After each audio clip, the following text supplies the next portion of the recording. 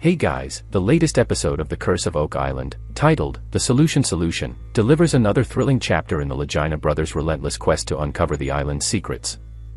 This installment is packed with intriguing discoveries, scientific revelations, and a bold new plan to explore historical connections that could finally solve the centuries-old mystery.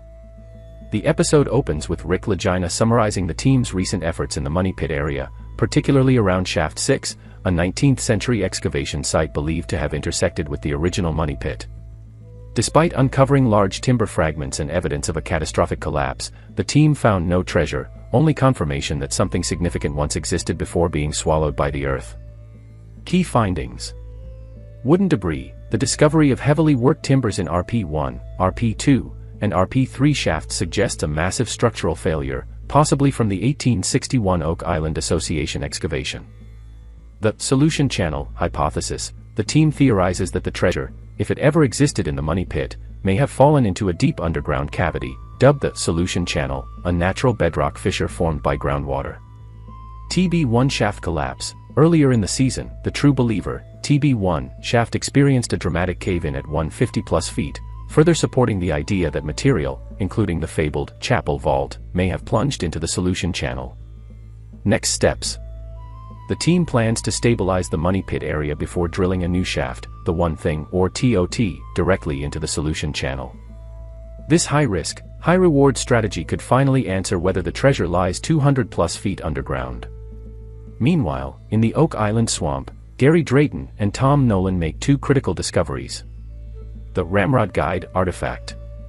While investigating a boulder wall, possibly a man-made dam, Drayton unearths a metal object resembling a musket ramrod guide, a tool used for loading firearms.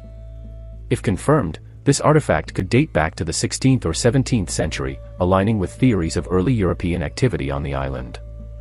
A second vault-like structure. Nearby, they uncover an old brick, similar to those found earlier near a slate-lined vault in the swamp.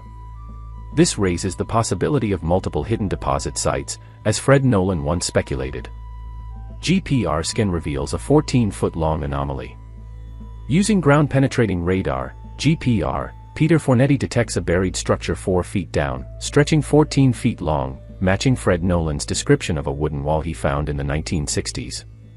This aligns with a 14th-century map, provided by Zena Halpern, that labels this area as a dam, possibly built by the Knights Templar to conceal treasure. On Lot 5, archaeologist Fiona Steele and Jack Begley continue excavating a round stone foundation, uncovering a rare forest glass bead. This wound glass bead, unlike previous Venetian trade beads, contains high potassium levels, indicating Northern European origin. XRF analysis by archaeometallurgist Emma Culligan suggests it dates between 1000 to 1700 AD, with the earlier range, medieval period, sparking excitement. Could this be evidence of Templar presence in the 12th to 14th centuries? The Knights of Malta connection. Researcher Judy Rudebush links a starburst button, found earlier on Lot 5, to Knights of Malta uniforms. Historical records show the Knights of Malta had a presence in Nova Scotia in the 1600s, possibly continuing the Templars' legacy. Two 19th-century Masonic books depict Oak Island, the Swamp Vault, and Malta, hinting at a transatlantic treasure movement. The most dramatic development comes in the War Room, where researchers propose. Why Malta? After the Templars were disbanded in 1307, their assets were absorbed by the Knights of Malta. Malta's underground tunnels and relic archives may hold clues about Oak Island. A team, including Emiliano and Corjan, will travel to Malta to consult experts and compare artifacts. Rick's bold declaration. While the Malta team prepares, Rick vows to keep digging on Oak Island, determined to find answers in the Solution Canal. Conclusion. Is the end game near? This episode reinforces two major possibilities. The treasure, if it exists, may lie in the Solution Canal, requiring a deep, risky excavation. Medieval artifacts, bead, cross, button, suggest Templar/Knights of Malta activity, with Malta potentially holding missing historical links. With new excavations planned and a transatlantic investigation underway, the team is closer than ever to solving Oak Island's mystery. Will the curse claim another life before the treasure is found? Or will the Solution finally deliver the answer? One of the most compelling threads in this episode is the potential overlap between the Templars and the Knights of Malta. Historical records suggest that after the Templars were disbanded in 1307, many fled to Scotland and Portugal, while their relics and wealth were absorbed by the Order of Malta. If the lead cross, medieval bead, and stone structures on Oak Island indeed date to the 12th to 14th centuries, it raises the question, did the Templars deposit something here before their downfall, and did the Knights of Malta later return to safeguard or retrieve it? Emma Culligan's analysis of the high potassium glass bead cannot be understated.